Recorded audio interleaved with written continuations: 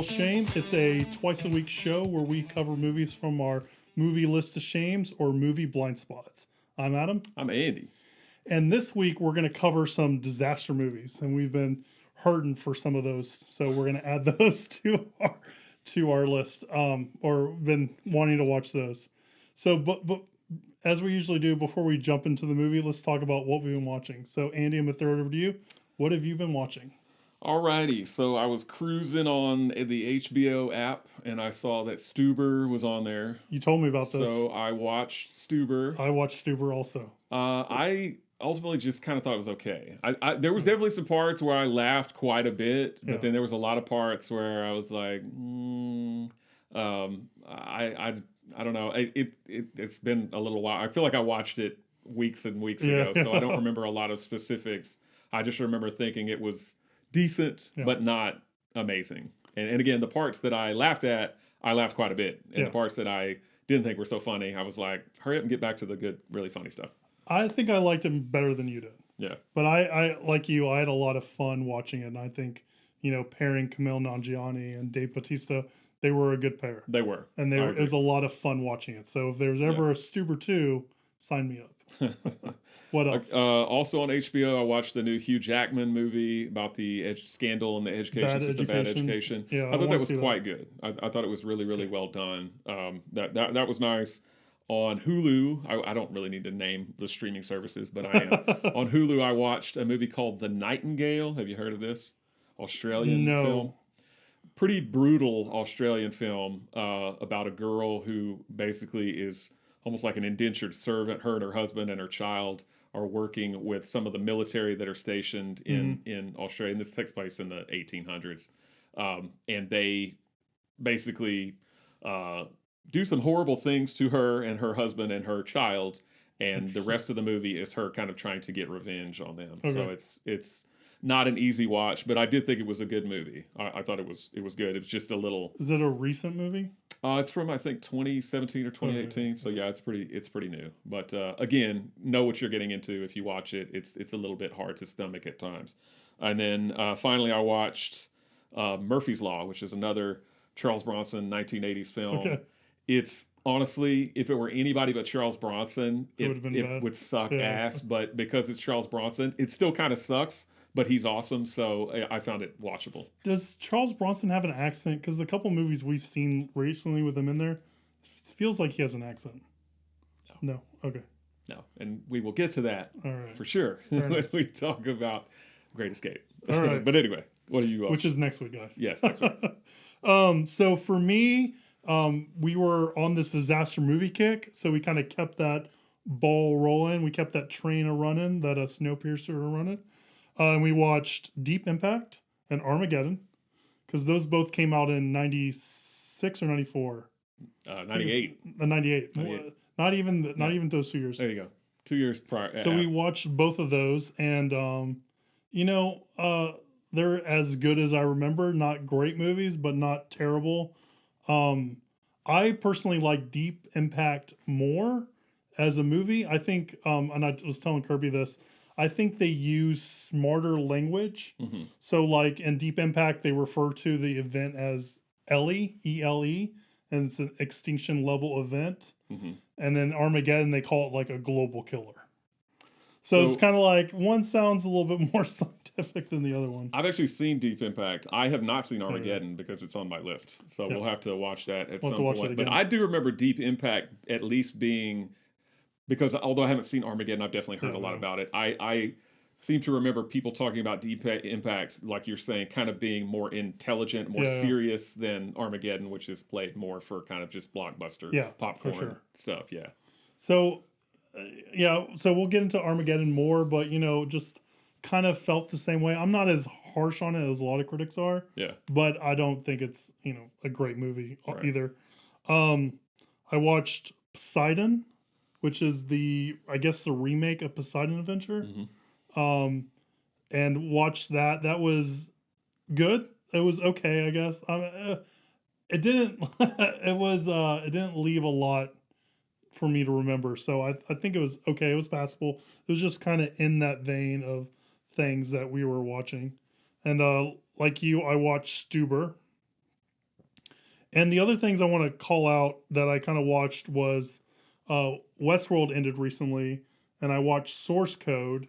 And I want to go on this diatribe. I know you haven't seen Source Code, and I told you about this, but I kind of want to talk about movies that are purposefully obtuse in their dialogue. And I feel like this season of Westworld season 3 is that way. And also I feel like Source Code a lot of the time is I feel like the writer is trying to build up conflict. So the main character's not getting the information he needs. Like I would think if you're in this world and you're actually trying to do what they're doing, and I'm trying to be vague because I don't want to ruin for Andy, you would give him more information than they're actually giving him in dialogue. And I think they're doing that to drum up conflict and just purposefully like hiding things from him and being obtuse is just like frustrating to me. And I was like I watched Westworld and I felt like it was being obtuse and everything, and then I watched Source Code. I'm like, oh my gosh, are all movies like this? And it was just driving me crazy. Source Code is Duncan Jones, correct? Duncan Jones' second movie he directed. It's not a screenplay he wrote.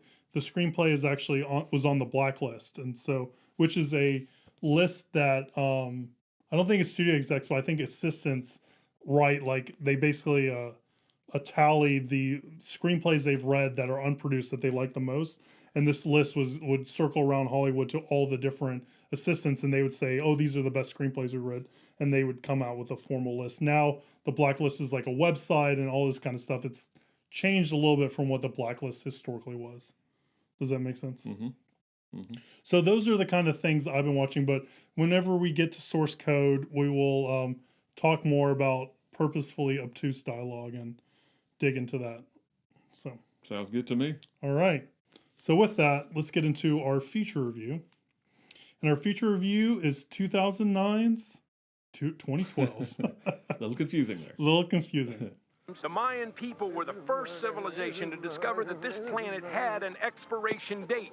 According to their calendar, in the year 2012, a cataclysmic event will unfold caused by an alignment of the planets in our solar system that only happens every 640,000 years. Oh, not again.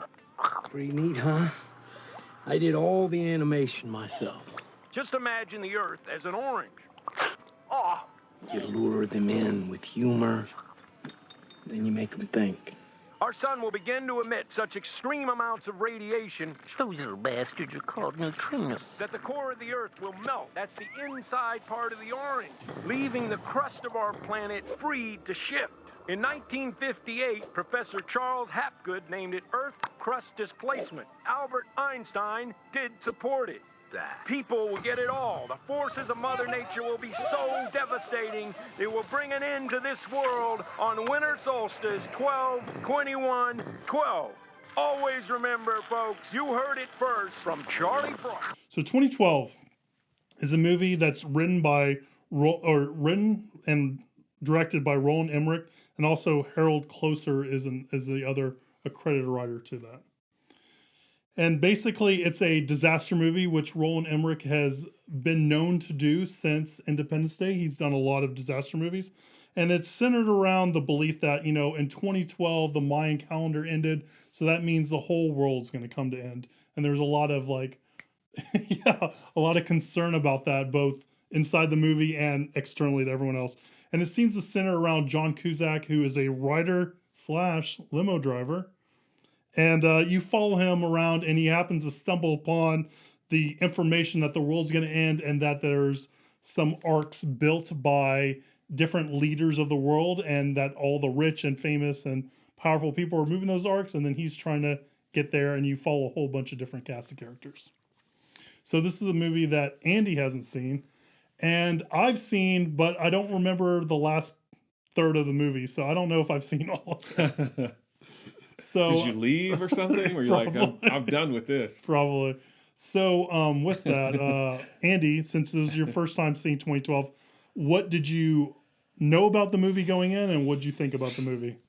I knew that it was Roland Emmerich. Yeah. I watched this movie for about an hour or an hour and a half. Kept waiting for Jake Gyllenhaal to show up. Oh, and then I realized It's not The Day After Tomorrow, which is also a Roland Emmerich movie, which came out I think in 2004 or something like that. It came out a few years before 2012, but very similar, right? Because Day After Tomorrow is it like an ice age or something? It's all kinds of stuff, right? It's like a bunch of different weather phenomena. I just remember getting like freezed outside the library, but that actually might be a movie I haven't seen all of. Yeah, so but I seriously, I was like, when is Jake Gyllenhaal coming? Because I know he's in this movie, and then I was like, oh wait, is this the same movie? Anyway, that has nothing to do with anything. But I spent a long time waiting for him before I realized that John Cusack is really actually the main character. Actually Jake Gyllenhaal. He's Jake Gyllenhaal grown up a little. I didn't care for this movie. Yeah. I realize, there's a lot of stuff going on, but I couldn't help but just be bored during this movie.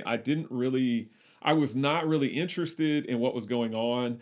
I felt like most of the movie was them, even though it's not. I felt like most of the movie is them kind of flying over molten lava and whatever, and things, the continent shifting and all this other stuff. I like John Cusack just fine, but I want to see a movie. And we'll kind of touch on this also with Earthquake as well, but I want to see a disaster movie or a virus movie like Outbreak, where you don't also have these characters that are like, oh, are they going to get back together? Or are they going to, you have this like drama stuff that I feel is unnecessary and detracts from the story to me. You might want to see San Andreas. I've seen San Andreas. Because I don't think there's you're probably right. I think the base story in that is Rock trying to save his daughter, but I don't think. I mean, there's a I know they inject that stuff to give it kind of a human component and to give you something, to root for. Human nature is going to win out in the end.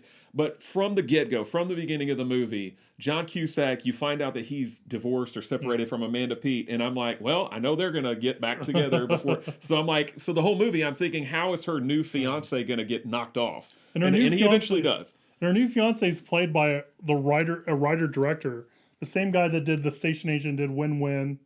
Really? Yeah. I didn't know that. His name's totally leaving me right now. But he's the same guy. We'll put it right here. Yeah, we'll put it right here. But I was like, that's a weird choice to have him come in and play this part. I didn't realize I just thought he was some act. I mean, I'm sure I've seen him in something or whatever, but I didn't know who he was. But so I'm waiting for that to happen. And then the Russian guy that he works for, I'm waiting for him to get his comeuppance.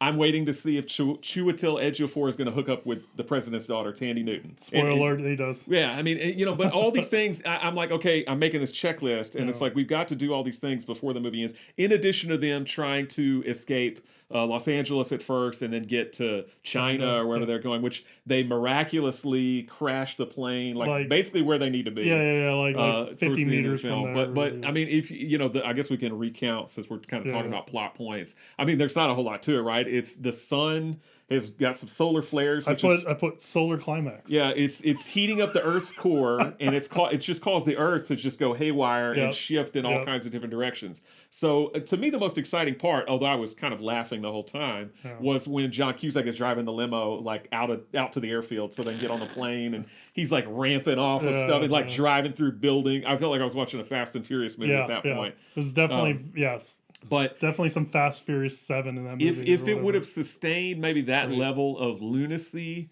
and been a little bit more, I don't know, like goofy. Well, I don't know about goofy, or maybe like elevated.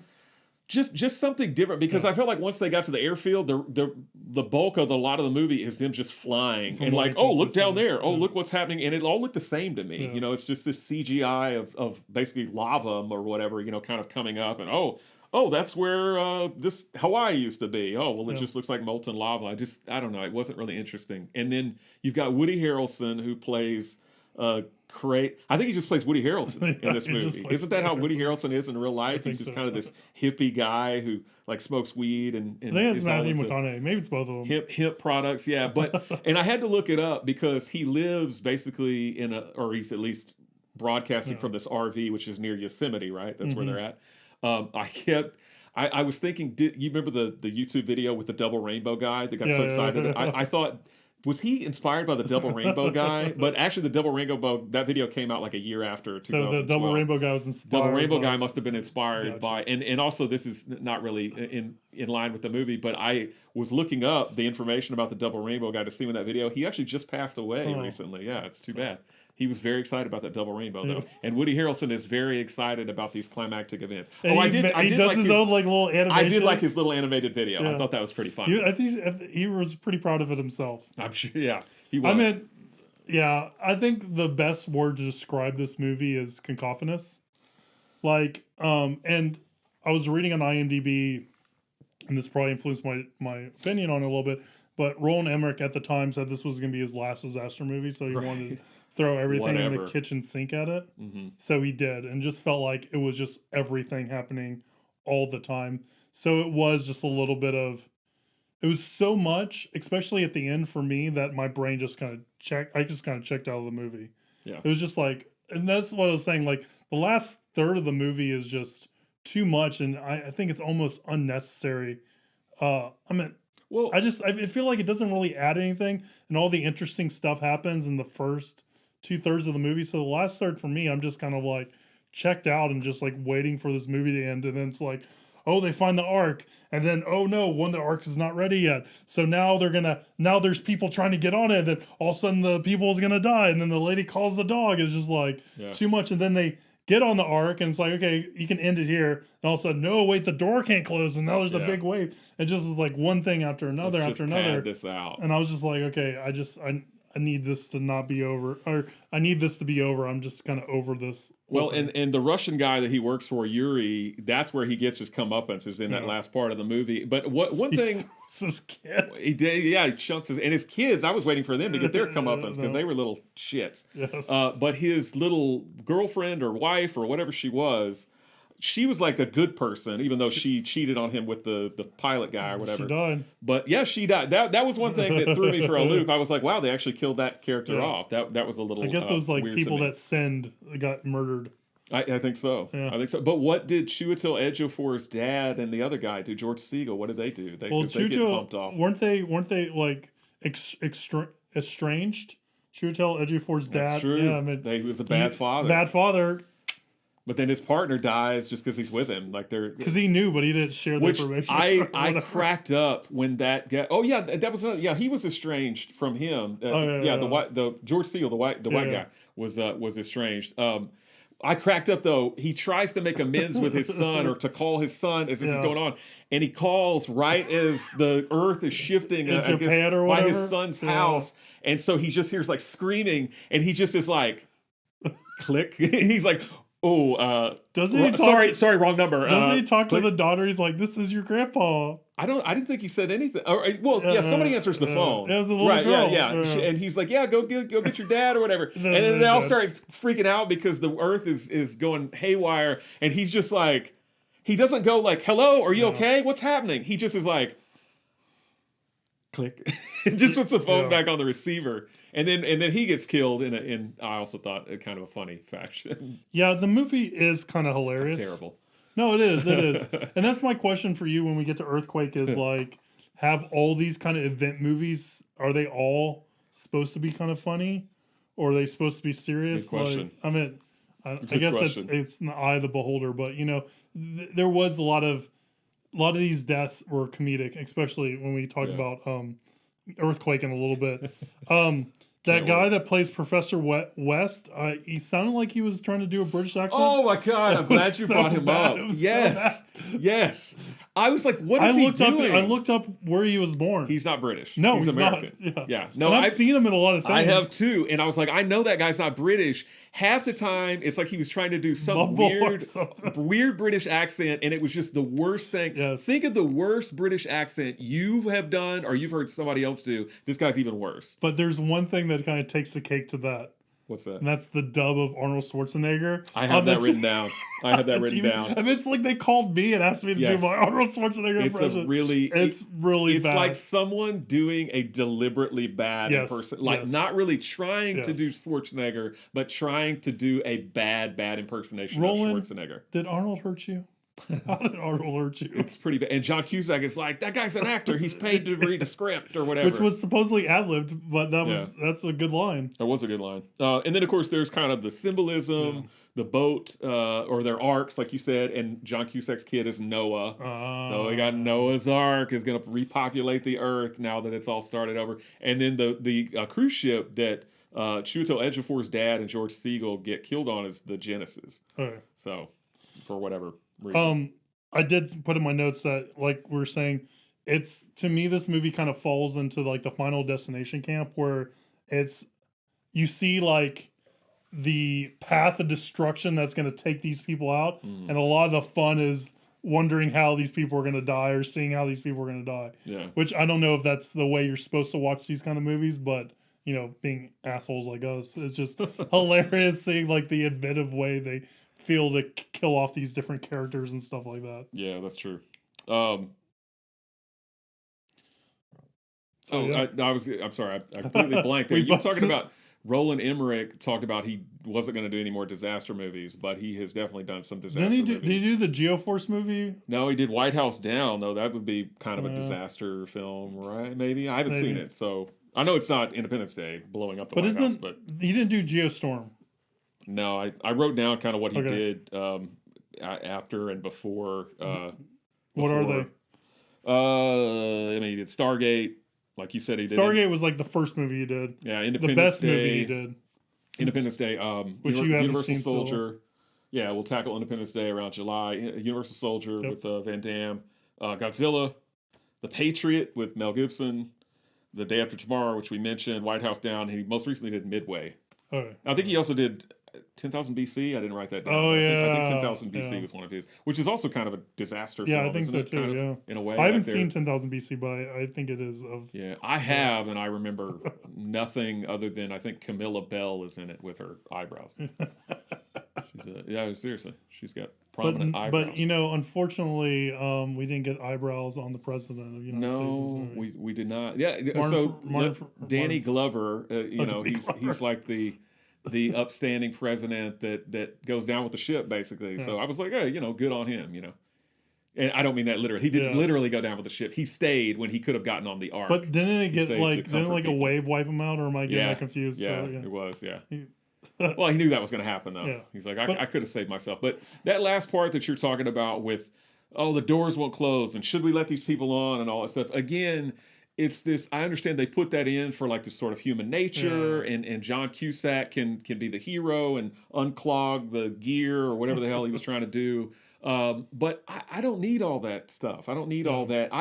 I understand it's not going to be completely realistic, but all of the drama in it, and maybe you're right, the same thing with some of these other disaster movies, Earthquake or whatever, they put a lot of these other kind of stories in that you just don't care about, or that end up coming across as melodramatic or out of place. I think the reason why they do that is they want you to have these interpersonal feelings towards these characters, right? Yeah. So if you see someone want someone, or someone loves someone, or someone pine over someone, you kind of empathize with them. Yeah. So instead of it just being just being like bodies on the screen, they're trying to find a way for you to empathize with them. But I do agree, like these love stories that get tacked onto these things are just kind of, they're not working in the way I feel like they're intended to. Maybe that's just the jaded person in me. You've got other people that watch this movie that they're like, I hope they get back together. I hope Dustin Hoffman and Rene Russo can work out their differences even amongst the virus. Yeah. I hope John Cusack and Amanda Peet can get back together, even though she's with another guy who seems okay. Seems like a pretty decent guy. He just gets killed off, though. And that was the interesting thing, too, about it, was that he wasn't like an asshole or a bad person. I thought they were going to portray him like that. Yeah, of course. Like, I think that would be like the stock way of portraying him. So that way you're rooting for it. But he seems like a nice guy, but then they're like, and he helps them out a great deal as the pilot. We have this love triangle. What are we going to do? And they're like, we're going to kill him off. Kill this guy. Second act, kill him off. That way we can get our two main characters to love each other. Mm-hmm. So, yeah, just things like that. I personally don't need them. And maybe that just makes me a heartless, unempathetic guy. But I'd like to think I'm not entirely like that. But when I watch a movie like this, I just want to see some cool explosions and effects and things like that. But it just became monotonous to me after a while. And it does. I know I'm known as the guy who hates long movies, although that's not strictly true. But this movie does go on for 2.5 hours. It does. It's a very long movie. It's a very long movie, you're right. And you feel it. I mean, you definitely feel it. You're like, ugh, come on, guys. I put mostly it's non-offensive until like the last third of it. Yeah. So it's just kind of like, it's okay. Like it's fun. Some of the explosions, some of the effects are pretty cool, but there's nothing that's been elevated or nothing that's like new and exciting and this kind of thing. So you kind of know what you're getting into watching it, but it doesn't like deviate from it. So it's not like it's a terrible event movie. And then like you said, it's just, they keep on adding on more and more and more. And just at the end, I just kind of checked out. Yeah. So I didn't check out, but I definitely was bored. Yeah. For sure. All right. Well, anything else? Rotten Tomatoes, 39% fresh and 47% audience score. Yeah. So take that. I'd say that's about for what it's worth. Yeah. For sure. But hey, Roland Emmerich he's making some cha-ching, so he's definitely got this disaster movie thing down to a T. Down to a T. So yeah, that's all I got though. All right. Well, that was our review on 2009's 2012. If you feel different about the movie, if you feel like the world should have ended in 2012, shoot us an email, realshame@gmail.com. Follow us on Instagram @realshame. And we'll follow you. We'll follow you. No, we won't. We'll see you next time when we're talking about another disaster movie. This one starring Charlton Heston that doesn't have any man-apes. Why? Why doesn't it? And that movie's going to be Earthquake from 1974. So we're going to see Earthquake. We're talking about that next. See you guys next time.